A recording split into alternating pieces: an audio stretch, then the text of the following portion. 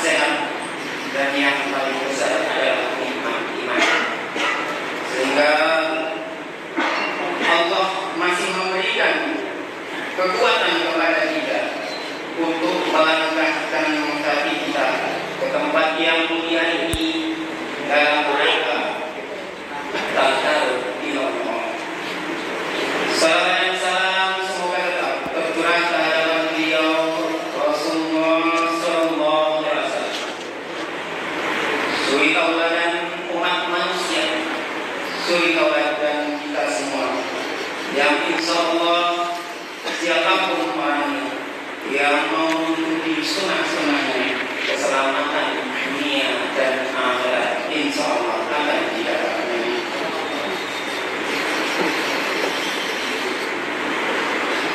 Melalui mimbar Jumat siang hari ini, Habib berwasiat kepada diri Habib sendiri dan kepada seluruh jamaah.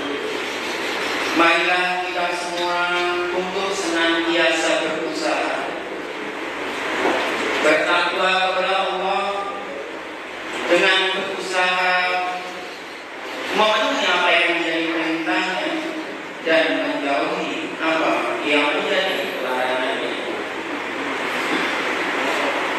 Judul khutbah kita pada kesempatan siang hari ini, Palestina, bumi para nabi yang harus dibela. Jemaah yang dirahmati Allah, di pertengahan pekan bulan yang lalu, dunia dihentak dengan sebuah kejadian di negeri nan jauh di sana yang bernama Palestina. Maka pada kesempatan khutbah siang hari ini, Habib ingin menyampaikan sekilas tentang kedudukan Palestina dalam agama kita, agama Islam, serta keharusan kita memiliki solidaritas kepada mereka. Ternyata memang Palestina memiliki kedudukan yang sangat istimewa dalam Islam. Palestina adalah negeri kedua yang diterangi oleh sinar akidah tauhid setelah Mekah al-Mukarramah. Masjid yang pertama dibangun di bumi ini adalah Masjidil Haram. Hal ini sebagaimana Allah firmankan di dalam Quran surah An-Nur ayat 96. Bismillahirrahmanirrahim. Inna awwala baiti wudi'a lin-nasi alladhi Bakkata mubarakan wa hudan lil alamin. Sesungguhnya rumah yang Allah dibangun untuk beribadat manusia adalah Baitullah di Makkah yang diberkahi dan menjadi petunjuk bagi semua manusia. Dalam sejarah disebutkan bahwa 40 tahun kemudian dibangun masjid yang kedua yang diberi nama Masjidil Aqsa yang letaknya di bumi Palestina. Masjid Al-Aqsa juga merupakan kiblat pertama umat Islam. Sebelum ada perintah perubahan arah kiblat menuju Ka'bah di Masjidil Haram, Rasulullah dan umat Islam pernah salat menghadap Masjidil Aqsa selama kurang lebih 17 bulan. Masjidil Aqsa juga ditetapkan oleh baginda Nabi sallallahu alaihi wasallam sebagai bumi mulia yang ketiga setelah Masjidil Haram di Mekah dan Masjid Nabawi di Madinah. Rasulullah sallallahu alaihi wasallam bersabda, tidak diperkenankan perjalanan kecuali menuju 3 masjid: Masjidil Haram, Masjid An-Nabawi, dan Masjid Al-Aqsa. Hadis riwayat Bukhari. Ini semua menunjukkan bahwa memang bumi Palestina adalah bumi yang penuh barokah, sebagaimana disebutkan dalam Al-Quran. A'udzubillahi minasyaitonir rajim. Bismillahirrahmanirrahim. Subhanalladzi asra bi 'abdihi lailan minal masjidil haram ilal masjidil aqsa alladzi barakna hawlahu linuriyahu min ayatina innahu was-sami'ul basir.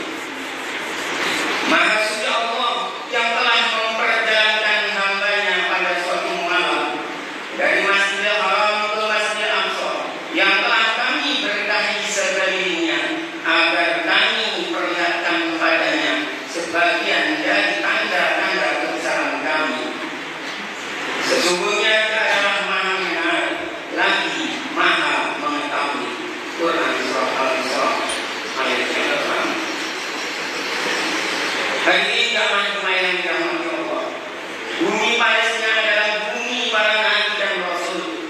Hampir semua nabi dan rasul pernah singgah di bumi Palestina, termasuk baginda Nabi Muhammad SAW. Bahkan banyak para nabi yang dikebumikan di bumi Palestina. Dengan demikian dapat dikatakan bahwa bumi Palestina adalah bumi risalah samawiyah. Dalam hal ini adalah risalah la ilaha illallah. Dikisahkan dalam sebuah riwayat bahwa Nabi Saleh alaihissalam dan para pengikutnya pernah tinggal di daerah Ramal, salah satu daerah di Palestina. Nabi Ibrahim alaihissalam dan Nabi Lut alaihissalam membawa Islam tauhid masuk ke wilayah Palestina dari negeri Irak. Nabi Ibrahim juga memilih daerah Al-Khalil dan Nabi Lut memilih tinggal di daerah Sodom, yang keduanya merupakan bagian dari wilayah Palestina. Kerajaan Nabi Daud alaihissalam dan Nabi Sulaiman alaihissalam juga berada di Palestina. Demikian juga dengan Nabi Zakaria dan Yahya pernah tinggal di sana. Nabi Isa diangkat oleh Allah ke langit juga ketika posisinya berada di Palestina.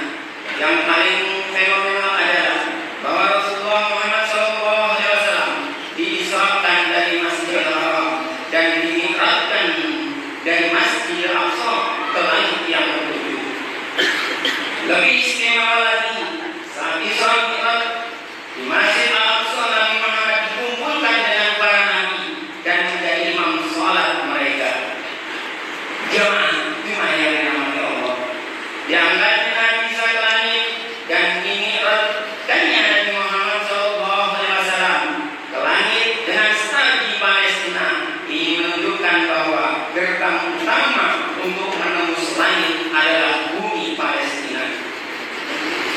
Pertemuan para nabi yang dipimpin oleh Nabi Muhammad SAW adalah merupakan tanda estafet dan penyerahan Islam tauhid dari seluruh para nabi untuk dilanjutkan oleh Nabi Muhammad SAW.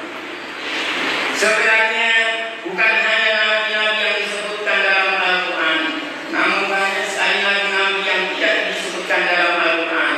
Mereka silih berganti diutus untuk Bani Israel, juga tempatnya di bumi Palestina. Namun sebagaimana dikisahkan oleh Al-Quran bahwa Bani Israel tidak patuh pada nabi mereka, mereka membangkang, bahkan ada yang sampai membunuh nabi mereka. Tidak kurang dari 8 ayat di dalam Al-Quran yang menceritakan bahwa Bani Israel adalah bangsa yang sadis hingga membunuh para nabi yang diutus kepada mereka.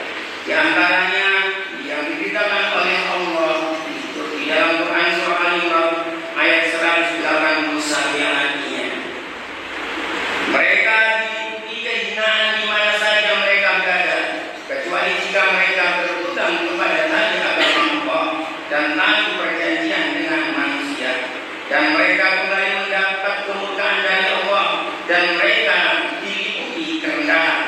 Yang demikian itu karena mereka kafir kepada ayat-ayat Allah dan membunuh para nabi tanpa alasan yang benar. Yang demikian itu disebabkan mereka durhaka dan melampaui batas. Jemaah yang dirahmati Allah, terkait dengan konflik yang ada di Palestina saat ini, maka kita sebagai muslim dapat melihatnya dari dua kacamata. Yang pertama, kacamata Islam yang telah dijelaskan di atas, bahwa bumi Palestina adalah bumi warisan para nabi dan rasul, yang sudah barang tentu semua nabi dan rasul yang diutus oleh Allah mengajarkan dan mengajak kepada tauhid, yaitu hanya menyembah Allah saja. Tidak berarti cara pandang ini menafikan orang yang tidak bertauhid sehingga mereka tetap boleh tinggal di bumi Palestina. Kacamata yang kedua adalah kacamata kemanusiaan. Sejarah bangsa Yahudi adalah bangsa yang tidak memiliki wilayah, sehingga melalui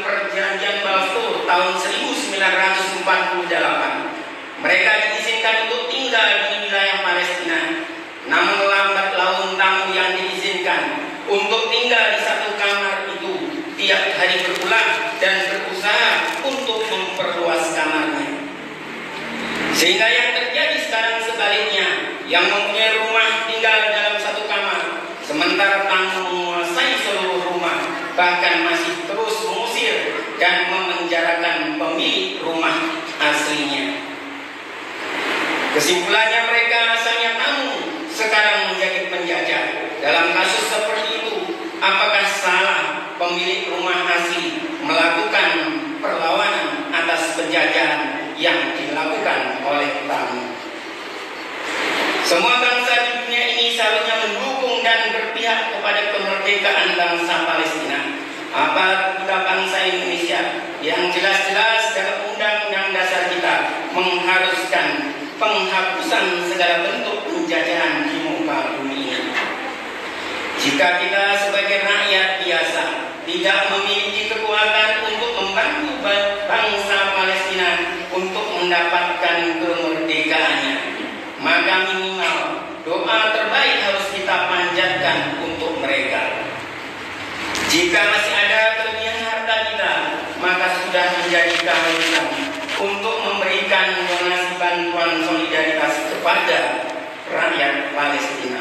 Inilah bukti kepedulian kita terhadap urusan kaum muslimin. Barakallahu